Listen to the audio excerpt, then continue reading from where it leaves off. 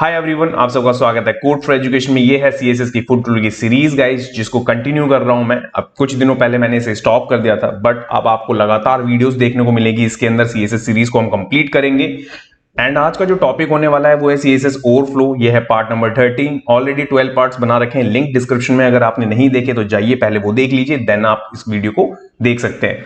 तो CSS overflow क्यों use करते हैं हम, वो सारा कुछ देखेंगे इस वीडियो के अंदर। तो चलिए बढ़ते हैं नेक्स्ट। तो जैसे कि गाइस यहाँ पे आपको दिख रहा होगा ये सीएसएस की फुल टूल की सीरीज चल रही है। अगर आपका कोई भी प्लेलिस्ट की वीडियो छूट जाती है तो प्लेलिस्ट का लिंक आपको डिस्क्रिप्शन बॉक्स में मिलेगा, हर एक वीडियो के नीचे। वहां जाएं और आप देख सकते हैं। एंड आपको किसी भी वीडियो से रिलेटेड कोई डाउट होता है तो कमेंट करके आप पूछ सकते हैं, या तो फिर नीचे दिए गए सोशल मीडिया प्लेटफॉर्म्स पे जाके आप अपने डाउट्स को पूछ सकते हैं गाइस। तो चलिए यहाँ पे देखते हैं सबसे पहले सीएसएस ओवरफ्लो के बारे में कि सीएसएस ओवरफ्लो है क्या और हम क्यों यूज करते हैं। तो यहाँ पे मैंने छोटा सा यहाँ पे इंट्रो रखा है इसका। सीएसएस ओवरफ्लो इंट्रोडक्शन में मैंने रखा है the CSS overflow controls the big content. Okay, it tells whether to clip content और to add scroll bars. The overflow contains the following properties. Simple इस वाले लाइन में आपको समझ में आ रहा होगा कि जितना बड़ा कंटेंट होता है ना, अगर हमें उसमें जो क्लिप करना होता है, इट मींस कि ये कंटेंट है हमारा। ओके, उस कंटेंट के अंदर हमें उस एरिया के अंदर ही वो सारा चीज चाहिए। उस चीज के लिए हम क्या करेंगे, वहां पे आपका सीएसएस ओवरफ्लो की प्रॉपर्टी को यूज करेंगे। वो कैसे, देखिए। तो सबसे पहले इस प्रॉपर्टीज के अंदर हमारे को मिलती हैं वो कौन कौन सी होती हैं इसकी वैल्यूज। वो होती हैं आपकी विजिबल, हिडन, स्क्रॉल, ऑटो। ये चार वैल्यूज हमें मिलती है इस प्रॉपर्टी के अंदर। तो चलिए यहाँ पे देखते हैं नेक्स्ट में आपको यहाँ पे एग्जांपल समझिए। देखिए एक बॉक्स होता है जिस बारे में मैं आपको बता रहा था, एक बॉक्स है। इस बॉक्स का आपने हाइट एंड विड्थ को डिफाइन कर दिया। अब आप चाहते हैं जितना भी कंटेंट आपका हो ओवरफ्लो, ठीक है, तो वो बाहर ना निकले। बट अगर आप इसको यूज नहीं करेंगे ओवरफ्लो प्रॉपर्टी को, तो आपको कुछ इस सिनारियो में कुछ इस तरीके का देखने को मिलेगा। बट अगर आप चाहते हैं ओवरफ्लो प्रॉपर्टी को यूज करके इसके अंदर एक स्क्रॉल बार लेके आना, जैसे कि आपने देखा होगा ब्राउजर पे स्क्रॉल बार होता है ना, सेम स्क्रॉल बार आप यहां पे अपने कंटेंट पे भी दे सकते हैं इसके थ्रू। तो देखिए यहां पे किस तरीके से देते हैं, चलिए इसको मैं दिखाऊंगा। अगर आपको एक फिक्स हाइट आपने दी, ठीक है, एक कंटेंट आपका फिक्स है, आपके पास में टेक्स्ट बहुत ज्यादा है, अब आप चाहते हैं उस फिक्स्ड हाइट के अंदर ही आपका कंटेंट आए, तो वो कैसे, ठीक है, तो वो भी आएगा आपका। बट उसके लिए क्या क्या चीजें इसके अंदर मिलती हैं वो देखिए। सबसे पहले 3 टाइप्स ऑफ ओवरफ्लो प्रॉपर्टीज यहां पे दिए हमारे को मिलती हैं, ये जानना बहुत जरूरी है आपके लिए। ओवरफ्लो क्या करता है, वाई और एक्स दोनों में काम करता है। ओवरफ्लो एक्स मतलब होता है आपका हॉरिजॉन्टल के लिए। अगर आप चाहते हैं हॉरिजॉन्टल, इट मींस कि लेफ्ट टू राइट की तरफ स्क्रॉल करना चाहते हैं, तो उस टाइम पे आप क्या करेंगे, एक्स का यूज करेंगे। अदरवाइज आप टॉप टू बॉटम अगर आप टॉप से बॉटम की तरफ स्क्रॉल करवाना चाहते हैं तो आप वाई का यूज करेंगे। अगर आप चारों तरफ से, इट मींस कि दोनों तरफ से ये चीज करना चाहते हैं, तो यहां पे आप करेंगे आपका ओवरफ्लो। ओके, ये है आपकी सीएसएस ओवरफ्लो की मीनिंग कि क्या है, कितनी वैल्यूज है इसके अंदर, कितनी प्रॉपर्टीज के अंदर कौन कौन सी प्रॉपर्टीज हैं, ये सारी चीज, और क्यों यूज करते हैं ये भी मैंने आपको बताया। ये तो बात हो गई थ्योरी की। तो यहां चलते हैं सबसे पहले प्रैक्टिकल, और प्रैक्टिकल में करके मैं आपको दिखाता हूं इसको यूज कैसे करेंगे आप रियल वर्ल्ड के प्रोजेक्ट में। सो गाइस यहाँ पे एडिटर पे आने के बाद आप देखेंगे, मैं यहाँ एडिटर पे आ गया हूँ। एक फाइल मैंने बना रखी है। ओके, इसमें प्रीवियस वाली फाइल्स यहाँ पे अवेलेबल नहीं है, ध्यान रखिएगा। बट आप सेम ही फोल्डर यूज कर सकते हैं, वहां पे रखिएगा सारी फाइल्स को एक जगह पे। तो पार्ट 13 CSS overflow.html यहाँ पे रखा है मैंने फाइल का नाम। एंड यहाँ पे कुछ इस तरीके से चीजें रखी हुई है। ओके, एंड यहाँ सामने ब्राउजर पे आपको आउटपुट देखने को मिलेगा। तो देखिए इसको कैसे यूज करना है आपको। सबसे पहले हम क्या करेंगे, यहाँ पे मैं क्या करता हूँ, यहाँ पे बॉक्स ले लेता हूँ, एक मैंने डिव ले लिया। एंड इस डिव में मैं क्या करता हूँ, यहाँ पे देखिए डमी डेटा मैं यहाँ पे रख लेता हूँ। ठीक है, ये चीज हो गई किसके लिए, ये हो गई हमारे बेसिक कंटेंट के लिए। इतनी चीज को मैं करूंगा सेव, एंड सेव करने के बाद आप देखेंगे तो देखिए यहाँ पे आपको देखने को मिलेगा कि हमारा ये कंटेंट आ चुका है। ठीक है, ये चीज आपको दिख रही है। बट अगर मैं इसकी सीएसएस लिखूंगा, तो सीएसएस लिखने के मैंने आपको ऑलरेडी तरीके बताए थे कि आप चाहें तो इनलाइन लिख सकते हैं, राइट, या एम्बेडेड लिख सकते हैं, या एक्सटर्नल लिख सकते हैं।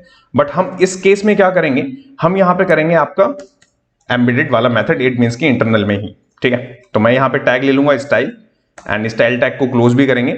ओके, पहला स्टेप देखिए यहाँ पे करना क्या है। सबसे पहले हम क्या करेंगे, बॉक्स जो क्लास है और क्लास आईडी, ये सारी चीजें मैंने आपको पढ़ा रखी है, ध्यान रखिएगा। तो क्लास के लिए हम यूज करेंगे यहाँ पे डॉट यूज करने के बाद के अंदर इसके अंदर प्रॉपर्टी यूज करेंगे हम विड्थ की। ओके, विड्थ हो गया हमारी 250, इट मींस की 250 पिक्सल। एंड हाइट भी हम सेम दे देंगे अभी 250 पिक्सल।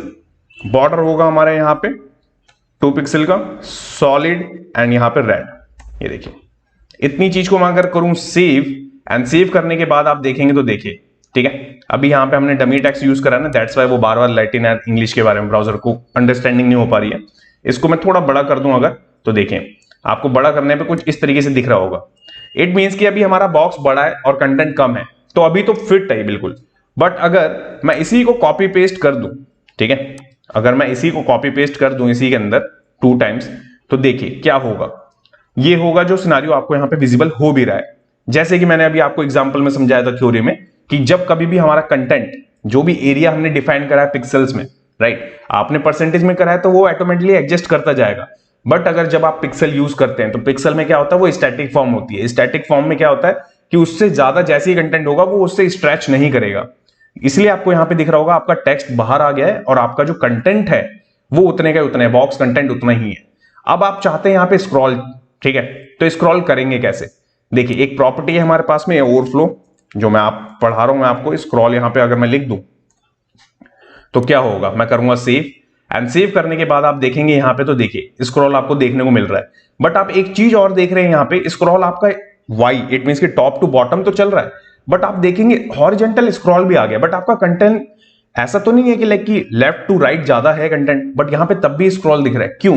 क्योंकि मैंने प्रॉपर्टी का जो वैल्यू यूज करी है वो है आपकी स्क्रॉल यहां पे, ठीक है। ओवरफ्लो के अंदर स्क्रॉल वैल्यू का मैं यहां पे यूज कर रहा हूं। अगर मैं यहीं पे इसी जगह पे मैं यहां पे कर देता ऑटो और करता सेव, एंड सेव करने के बाद यहां जाता, तो देखिए यहां पे क्या होता है कि मेरे पास में जो भी कंटेंट मेरा ओवरफ्लो हो रहा है, लाइक टॉप टू बॉटम हो रहा है, इसलिए top to bottom scroll bar दिख रहा है। अगर वो होता आपका लेफ्ट टू राइट, तो लेफ्ट टू राइट वाला यहां पे कंटेंट दिखता, ठीक है।